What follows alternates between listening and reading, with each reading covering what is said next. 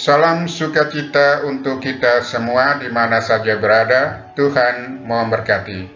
Anak-anakku yang terkasih, pada pertemuan yang kedua ini kita akan membahas tema tentang beragama sebagai tanggapan atas karya keselamatan Allah. Tema ini merupakan materi kedua kelas 9 semester pertama. Mari kita mempersiapkan diri kita baik-baik untuk mengikuti pembelajaran hari ini.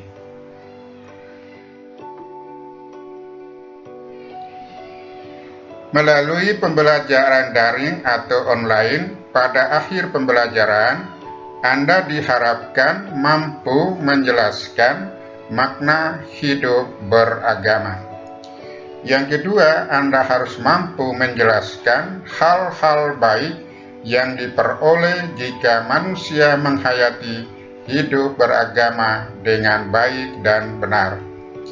Yang ketiga, Anda harus mampu menyebutkan hal-hal negatif yang ditimbulkan jika manusia tidak menghayati nilai-nilai hidup beragama dengan benar. Yang keempat, Anda harus mampu menjelaskan macam-macam ungkapan beragama yang ada di dalam masyarakat. Yang kelima, Anda harus mampu menjelaskan ajaran kitab suci tentang agama dan beragama, khususnya menurut Injil Lukas pasal 18 ayat 9 sampai ayat 14.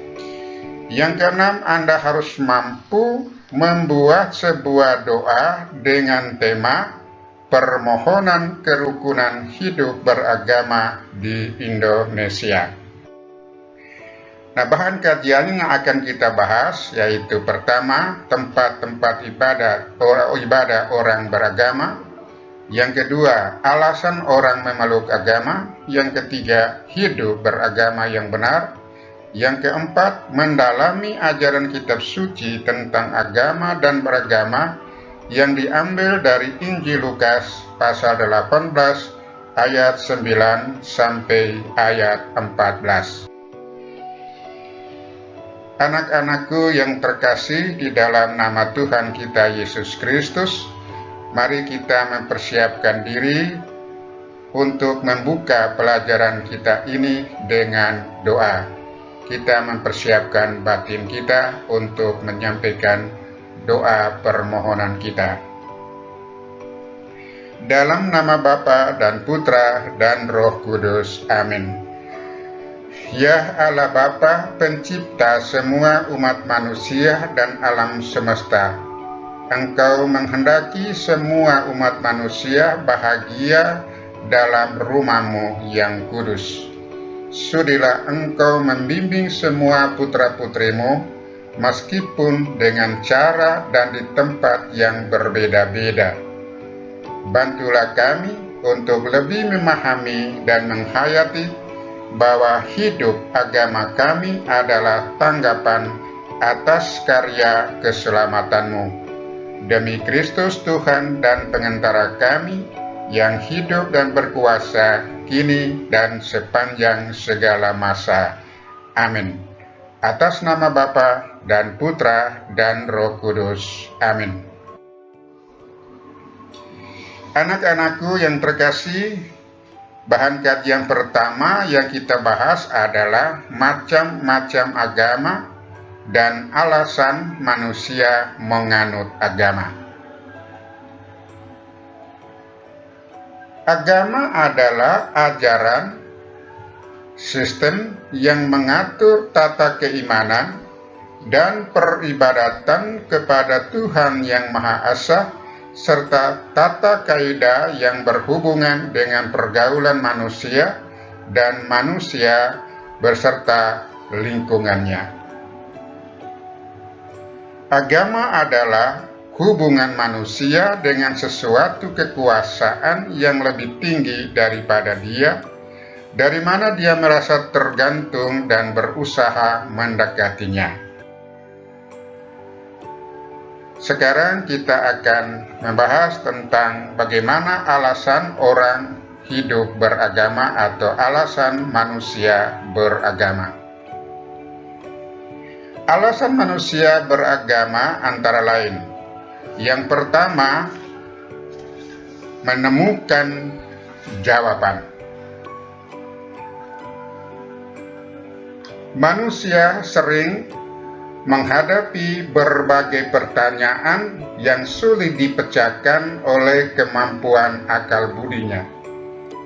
Ada banyak pertanyaan berkaitan dengan hidup manusia itu sendiri. Misalnya, dari mana manusia berasal? Mengapa ada penderitaan dan bencana di dunia ini? Kemana manusia sesudah ia mati?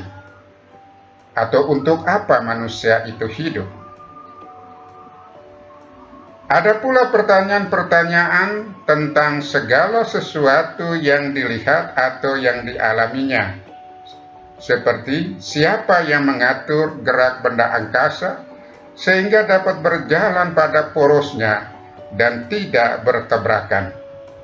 Siapa yang memberi daya hidup sehingga dalam benda-benda yang kelihatan mati, meskipun sesungguhnya ada kekuatan dan kehidupan yang luar biasa, misalnya atom yang kemudian dapat diolah menjadi bom atom. Inilah pertanyaan-pertanyaan, maka lewat agama orang dapat menemukan jawaban yang pasti dan benar. Yang kedua, orang beragama dengan alasan untuk mencari perlindungan. Dalam hidupnya, manusia kerap kali merasa tidak berdaya. Manusia seringkali menyadari kekuatan yang jauh lebih hebat dari dirinya. Kekuatan itu tampak dalam bentuk bencana, gejala alam, atau kejadian yang menimpa dirinya. Kekuatan tersebut dapat menghancurkan, tetapi juga dapat sangat membantu untuk kehidupan manusia.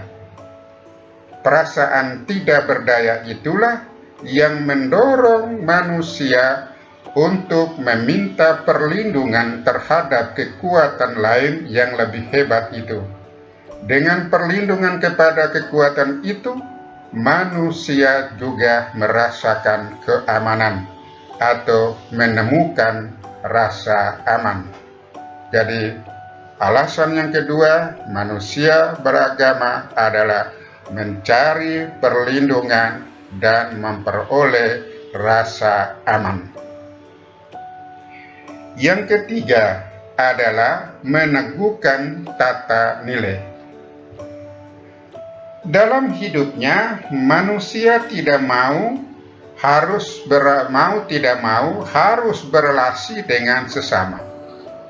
Karena manusia secara sosiologis, dia berrelasi atau berkomunikasi dengan sesamanya atau dengan orang lain. Dari pengalaman berhubungan dengan orang lain tersebut, baik dengan individu maupun kelompok, manusia akan menemukan nilai-nilai tertentu yang bersifat membangun dan juga ada yang sifatnya dapat merusak relasi manusia itu. Nilai-nilai tersebut kemudian disebut nilai baik dan jahat atau benar dan salah.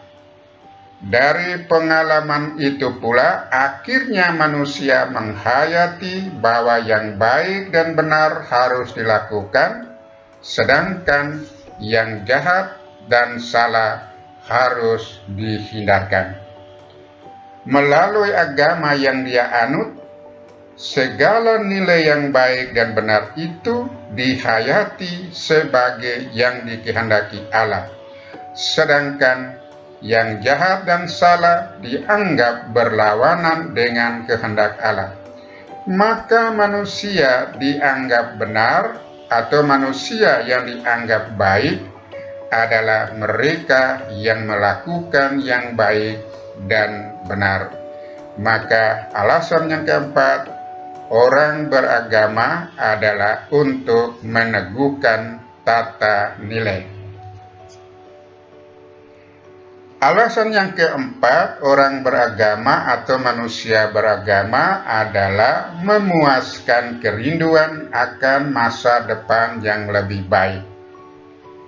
Anak-anakku yang terkasih di dalam nama Tuhan kita Yesus Kristus, dalam hidupnya manusia seringkali menemukan adanya kekacauan, adanya penderitaan, adanya sakit, adanya bencana seperti sekarang ini dilanda dengan virus corona, macam-macam penderitaan. Pengalaman-pengalaman membuat manusia resah, gelisah, bahkan frustrasi. Nah, sekarang kita sudah merasakan situasi seperti itu. Dalam pergumulan hidupnya, manusia mulai berpikir, kalau Allah demikian mencintai manusia, pasti Allah tidak menghendaki semuanya itu terjadi terus-menerus. Kalau Allah mencintai manusia, tentulah ada situasi lain yang dijanjikannya, yakni situasi di mana manusia dapat hidup dengan damai, tentram, tanpa penderitaan dan rasa takut. Anak-anakku sekalian, dalam beragama ini memuaskan kerinduan kita akan kehidupan yang lebih baik. Sekarang kita mengalami peristiwa yang sangat menakutkan atau peristiwa yang membuat kita gelisah dan rasa takut karena dilanda dengan virus corona. Tapi marilah kita hidup dalam pengharapan bahwa Tuhan tidak akan meninggalkan kita untuk menderita dalam waktu yang lama. Ada saatnya untuk kita menemukan iklim hidup yang baru, yang damai, dan penuh sukacita. Inilah alasan mengapa manusia beragama. Bapak ulang lagi, ada 4 alasan. Yang pertama, menemukan jawaban. Yang kedua, mencari perlindungan. Yang ketiga, meneguhkan tata nilai. Dan yang keempat, memuaskan kerinduan akan masa depan yang lebih baik. Anak-anakku yang terkasih, sekarang kita mendalami tempat-tempat ibadah setiap agama. Nah, untuk mendalami bahan kajian ini, Bapak tidak akan menjelaskan, Bapak beri tugas mandiri untuk Anda. Yang pertama, sebutkan agama-agama yang ada di Indonesia dan diakui oleh negara. Jadi Bapak tegaskan, agama yang ada di Indonesia tapi yang diakui oleh negara. Karena agama yang ada di Indonesia itu banyak, paling banyak ya. Tapi Anda sebut agama yang ada di Indonesia dan diakui oleh negara. Yang kedua, sebutkan nama-nama tempat ibadah setiap agama. Ya, ini 2 tugas ini. Anda harus menjawab dan kirim kepada Bapak lewat WA. Untuk pembahasan bahan kajian yang ketiga, yaitu mendalami tempat-tempat ibadah setiap agama. Sekarang kita akan membahas tentang pandangan kitab suci tentang ajaran penghayatan agama yang benar. Nah, kitab suci yang kita ambil yaitu dari Injil Lukas pasal 19 ayat 9 sampai ayat 14. Mari kita baca secara bersama-sama. Dan kepada beberapa orang yang menganggap dirinya benar dan memandang rendah semua orang lain, Yesus mengatakan perumpamaan ini. Ada 2 orang pergi ke bait Allah untuk berdoa. Yang seorang adalah Farisi dan yang lain adalah pemungut cukai. Orang Farisi itu berdiri dan berdoa dalam hatinya begini, "Ya Allah, aku mengucap syukur kepadamu karena aku tidak sama seperti semua orang lain. Bukan perampok, bukan orang lalim, bukan penzina, dan bukan juga seperti pemungut cukai ini. Aku berpuasa 2 kali seminggu. Aku memberikan 1/10 dari segala penghasilanku." Tetapi pemungut cukai itu berdiri jauh-jauh, bahkan ia tidak berani menengadah ke langit, melainkan ia memukul diri dan berkata, "Ya Allah, kasihanilah aku, orang berdosa ini." Aku berkata kepadamu, orang ini pulang ke rumahnya sebagai orang yang dibenarkan Allah, dan orang lain itu tidak. Sebab barang siapa meninggikan diri, ia akan direndahkan, dan barang siapa merendahkan diri, ia akan ditinggikan. Demikianlah sabda Tuhan. Terpujilah Kristus. Anak-anakku yang terkasih, untuk pendalaman Injil Lukas pasal 18 ayat 9 sampai ayat 14, Bapak akan mengajukan beberapa pertanyaan untuk Anda menjawab. Yang pertama, apakah menurut Anda cara berdoa yang dilakukan oleh orang Farisi itu berkenan kepada Tuhan? Ya, kalau Anda menjawab berkenan dan tidak. Kalau berkenan, apa alasannya? Kalau tidak, apa alasannya? Yang kedua, mengapa Yesus lebih berkenan pada doa seorang pemungut cukai? Yang ketiga, apa perbedaan doa orang Farisi dengan doa pemungut cukai? Keempat, menurut pendapat Anda, bagaimana seharusnya kita berdoa? Ini pertanyaan untuk penghayatan Anda sendiri. Bapak ulang lagi. Menurut pendapat Anda, bagaimana seharusnya kita berdoa? Yang kelima, apakah doa-doa kita ini mencerminkan kehidupan keagamaan kita? Jawabnya hanya 2, ya atau tidak. Kalau ya, mengapa? Kalau tidak, mengapa? Nah, tugas ini sama juga Anda harus kirim kepada Bapak melalui WA, jadi sudah 2 tugas untuk materi yang kedua ini.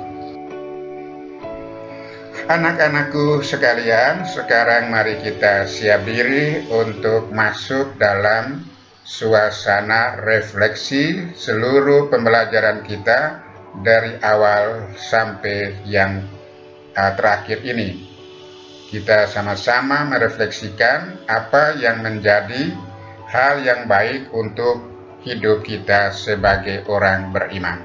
Mari kita hening sejenak. Anak-anakku yang terkasih, hidup beragama yang benar menuntut kita untuk menghayati dan melaksanakan agama kita dalam kehidupan kita sehari-hari. Apakah kita sudah menjalankan hidup agama kita dengan benar? Apakah ajar agama menjadi penuntun hidup kita sehari-hari? Marilah kita renungkan semuanya itu dalam hati kita.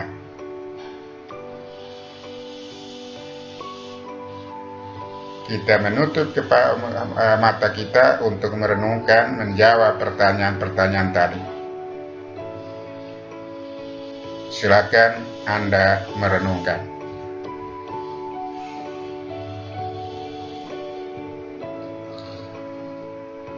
Semoga pelajaran kita hari ini bermanfaat dalam meningkatkan hidup beragama kita yang baik dan benar. Anak-anakku sekalian, sebagai akhir pembelajaran ini saya akan memberikan beberapa pertanyaan sebagai evaluasi. Ini Anda harus menjawab ya. Pertanyaan evaluasi yang pertama, jelaskan makna hidup beragama. Yang kedua, jelaskan hal-hal baik yang diperoleh jika manusia menghayati hidup beragama dengan baik dan benar. Yang ketiga, sebutkan hal-hal negatif yang ditimbulkan jika manusia tidak menghayati nilai-nilai hidup beragama dengan baik dan benar.